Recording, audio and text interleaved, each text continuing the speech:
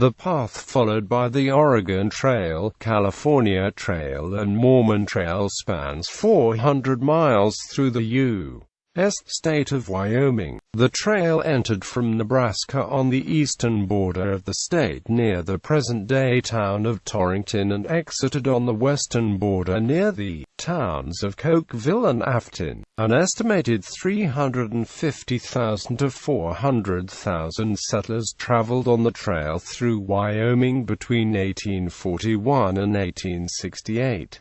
All three trails follow the same path through most of the state. The Mormon Trail splits at Fort Bridger and enters Utah, while the Oregon and California trails continue to Idaho. North Platte River in the Eastern Plains. The Emigrant Trail follows the North Platte River into Wyoming. The trail follows the river upstream to Fort Laramie, a prominent military and trading post in the region. Prior to 1850, the northern side of the river was thought to be impassable beyond Fort Laramie, so the wagon trains that were traveling on the northern side of the river through Nebraska had to undertake a dangerous crossing at the fort. After crossing, trains on the main trail to the south of the river had to cross the North Platte again 100 miles upstream. In 1850, several wagon trains successfully blazed a path along the northern side of the river. This new route, which reduced the risk and expense of crossing the river twice, was preferred for all subsequent traffic on the northern side of the river. The northern route is sometimes called Child's Route after Andrew Child, who described it in a guidebook published in 1852. Above Fort Laramie, Child's Route follows the North Platte River through the present-day town of Douglas, and near the site of Fort Fetterman, which was built in 1867. This is the point at which the Bozeman Trail turned north to the gold fields of Montana in the 1860s. The southern route also follows the river along the edge of the Laramie Mountains to an area near the current towns of Casper and Glenrock. In 1847, during the first Mormon emigration, Brigham Young established a ferry near present-day Casper known as Mormon Ferry. The next year, the ferry was moved a few miles downriver. The ferry was free for Latter-day Saints, but charged a toll for other users. The ferry was manned by groups of Mormons every summer from 1848 until 1852. In 1853, John Baptiste Richard built a toll bridge near the ferry site, which would eventually put all ferries on the North Platte out of business. In 1859, Louis Ginnard built the Platte Bridge near the site of the original Mormon ferry. Ginnard also built a trading post at one end of the bridge, which eventually became Fort Casper. Famous landmarks along the southern route included Ayers Natural Bridge and Register Cliff, one of a number of locations along the trail in Wyoming where settlers carved their names. Sweetwater River. Continuing upstream from Casper, the North Platte bends to the south. The original trail proceeded several miles along the river to Red Buttes, where a bend in the river formed a natural amphitheater dominated by red cliffs on the hill above. The river was easier to ford here for those who were unwilling or unable to pay to cross at one of the ferries downstream. This was the last good camp spot before leaving the river and entering the waterless stretch between the North Platte and the Sweetwater River. From here the settlers entered a difficult portion called Rock Avenue, which moved from spring to spring across mostly alkaline soil and steep hills, until it reached the Sweetwater River. Later settlers who had crossed to the northern side of the river at Casper would come to favor a route through a small valley called Emigrant Gap, which headed directly to Rock Avenue, bypassing Red Buttes. Upon arrival in the Sweetwater Valley, the trail encounters one of the most important landmarks on the trail, Independence Rock. Independence Rock was named because settlers tried to reach it by July 4th in order to help ensure that they will be at the destinations in California or Oregon before the winter snows come. Many of the travelers left the names on the rock, either carved or painted on with axle grease. It is estimated that more than 50,000 signatures were inscribed on Independence Rock. Other notable landmarks along the Sweetwater Valley include Split Rock, Devil's Gate and Martin's Cove, where, in November 1856, the Martin Hand Cart Company was stranded by heavy snow until a rescue party from Salt Lake City arrived. The trail continues west along the Sweetwater River, eventually crossing the meandering river 9 times, including 3 times within a 2-mile section through a narrow canyon in the Rattlesnake Hills. Prior to the 6th crossing, the trail crossed an unusual location known as Ice Slough. A covering of peat-like vegetation grew over a small stream. The stream froze in winter and didn't thaw until early summer due to the insulating layer of vegetation. The ice was a welcome treat for settlers who were enduring temperatures over 90 degrees Fahrenheit in July. The trail crosses the Sweetwater 3 more times and encounters a large hill known as Rocky Ridge on the northern side of the river. This barren and rocky section lasted almost 12 miles, and was considered a major obstacle in the trail. The same storm in November 1856 that debilitated the Martin Hand Cart Company also stranded the Willie Hand Cart Company on the eastern side of the ridge. Before rescuers could arrive, 21 people died in freezing temperatures. Following Rocky Ridge, the trail descends one more time into the Sweetwater Valley to the 9th and final crossing of the Sweetwater at Burnt Ranch. In 1853, a new route named Semino Cut Off was established on the southern side of the river. It was named after trapper Basil Lajeunesse, who was referred to as Semino by the Shoshone Indians. The Semino Cut Off split from the main trail at the 6th crossing and rejoined it at Burnt Ranch, bypassing both Rocky Ridge and 4 of the river crossings, which was an advantage in the early spring and summer during high runoff. The route was used extensively in the 1850s, especially by the Mormon companies. Immediately after crossing the Sweetwater at Burnt Ranch, the trail crosses the Continental Divide at South Pass, unarguably the most important landmark on the entire trail. South Pass itself is an unimpressive open saddle between the Wind River Range to the north and the Antelope Hills to the south, but it represented a major milestone in the trip. In 1848, Congress created the Oregon Territory, which included all the territory in Wyoming west of the Continental Divide. Crossing South Pass meant that the settlers had truly arrived in the Oregon Territory, though their ultimate destination was still a great distance away. Nearby Pacific Springs offered the first water since the trail had left the Sweetwater River and marked the beginning of a relatively dry stretch of trail until the settlers reached the Green River more than 40 miles away. Sandy River. Leaving Pacific Springs, the trail moves southwest alongside Pacific Creek for a short distance until it swoops to the west to intersect Dry Sandy Creek,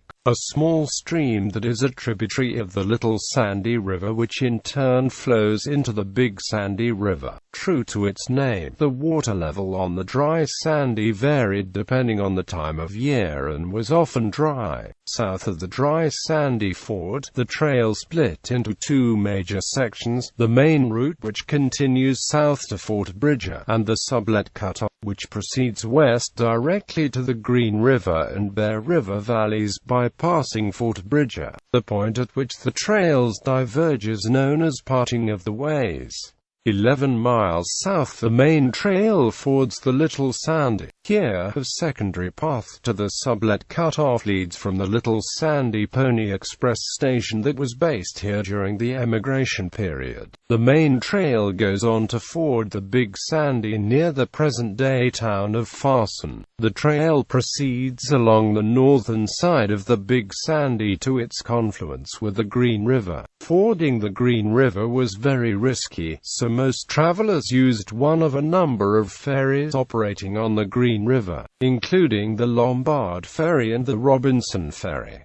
Fort Bridger. Continuing toward Fort Bridger from the Green River, the main trail crosses Hams Fork near Granger and followed Black's Fork to Fort Bridger, established in 1842 by legendary frontiersman Jim Bridger and his partner Luis Vasquez. Fort Bridger was a vital refueling post and a welcome rest after the particularly difficult journey from South Pass. Even after the Sublet Cut Off was established, settlers destined for Oregon who were low on livestock and supplies would bypass the cutoffs and make the longer trip to Fort Bridger to restock. Fort Bridger is the point at which the Mormon Trail splits from the Oregon Trail and California Trail for good. The Mormon Trail continues southwest, fording the Bear River and crossing into Utah south of the current town of Evanston. The other trails turn and proceed northwest, crossing the Bear River Divide and into the Bear River Valley on the western side of the state. The trail meets the Sublet Cut Off near Cokeville, and the rejoined trails follow the Bear River upstream and into Idaho, heading for Fort Hall. Sublet Greenwood Cut Off. The Sublet Greenwood Cut Off was opened in 1844 by the Stevens, Townsend, Murphy party led by mountain men Caleb Greenwood and Isaac Hitchcock,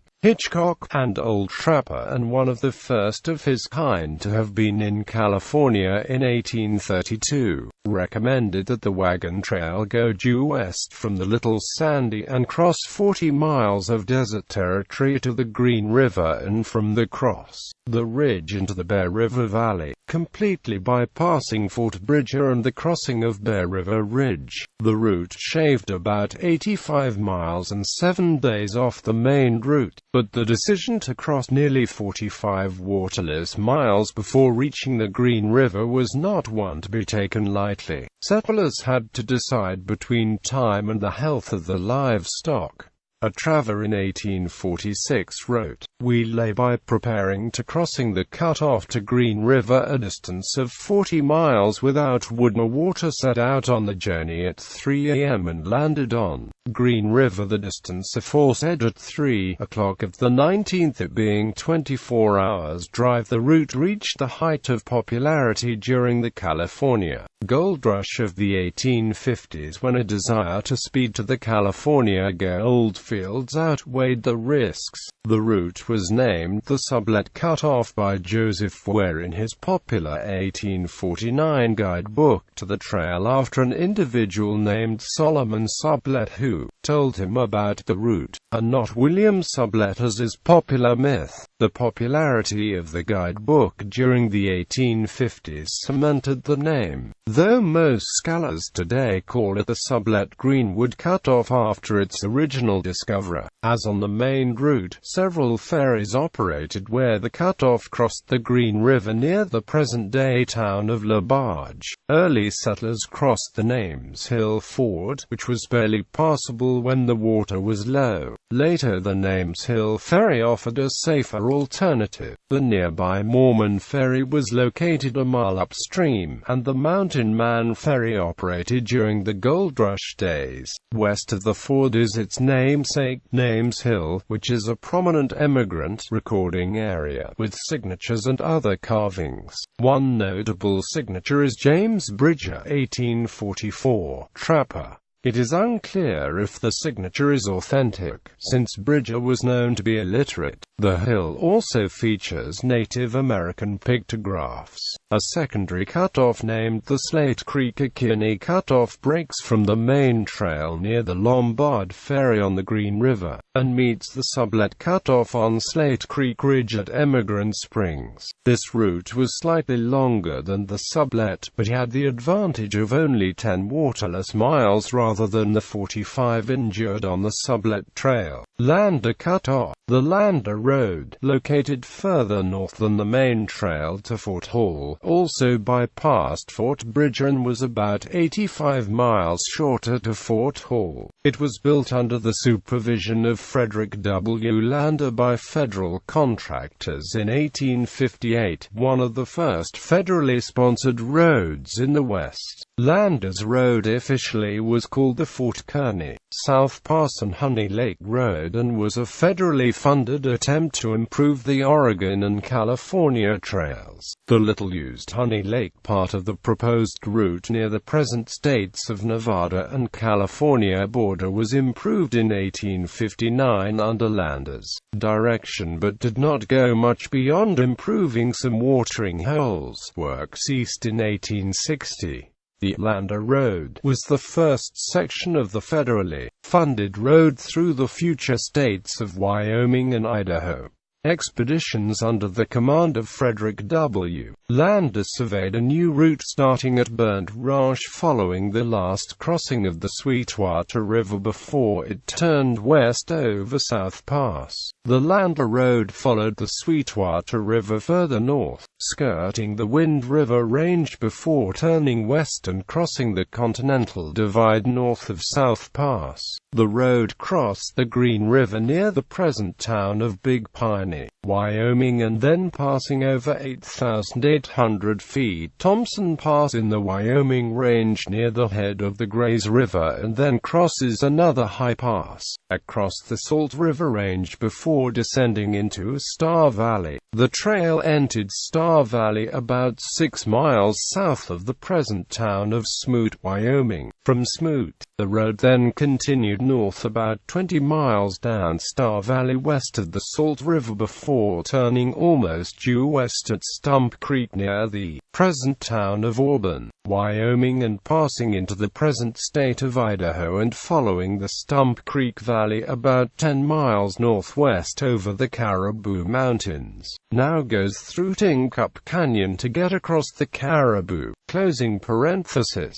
After crossing the Caribou Range the road split, turning almost 90 degrees and progressing southwest to Soda Springs, Idaho, or alternately heading almost due west and passing south of Grays Lake to Fort Hall, Idaho. The Lander Road had good grass, fishing, water and wood but was high, rough and steep in many places. Later, after 1869, it was mostly used by ranchers moving the stock to and from summer grazing and/or markets. For maps of the Lander Road in Wyoming and Idaho, see NPS National Trail Map. For more information visit Afton, Wyoming to see its Lander and Pioneer Museum. By crossing the lush Wyoming and Salt River Ranges instead of circling via the deserts to the south, the route provided ample wood, grass and water for the travelers and cut nearly 7 days off the total travel time for wagon trains going to Fort Hall. Despite the better conditions for livestock, the mountainous terrain and unpredictable weather made passage sometimes difficult and required continuing federally funded maintenance on the mountainous road, not a sure thing just before,